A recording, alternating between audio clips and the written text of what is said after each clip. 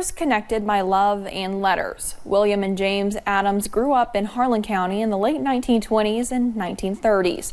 When the draft was implemented in 1940, William was called to fight for his country in World War II, leaving his little brother James in the States. WYMT's Connor James tells us their stories as told by letters and words from their family. On October 20th, 1942, everything changed. This kid here in the mountains, they knew who he was. They called his name. The U.S. Army drafted William Adams. He preferred to go by Bill, and he was just 19.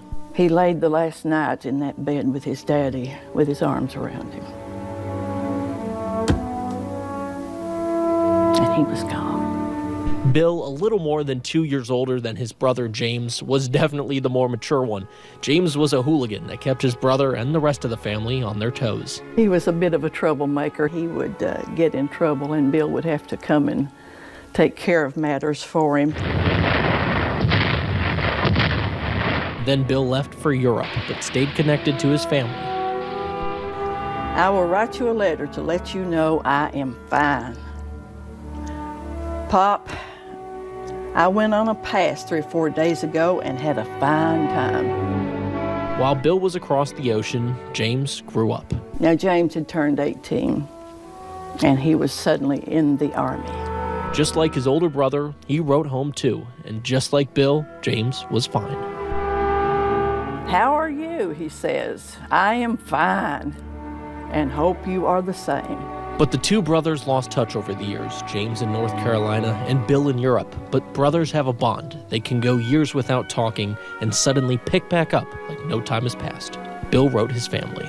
How long has it been since you heard from James? Send me his address, and I will write him a letter. James, at about the same time, also wrote.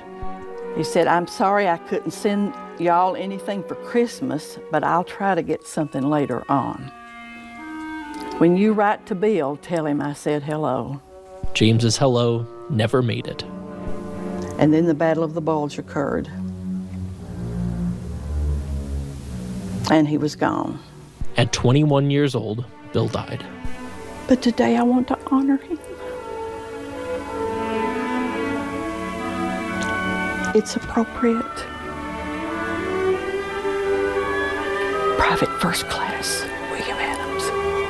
His name now inscribed on a plaque next to hundreds of names of other Harlan Countyans, each with a story, and each just as unique as Bill and James's. In Harlan County, Connor James, WYMT Mountain News.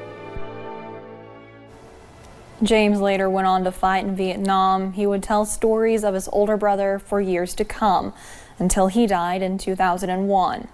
Bill's remains were sent back years after he died. He's buried next to his family in a small cemetery in Harlan County.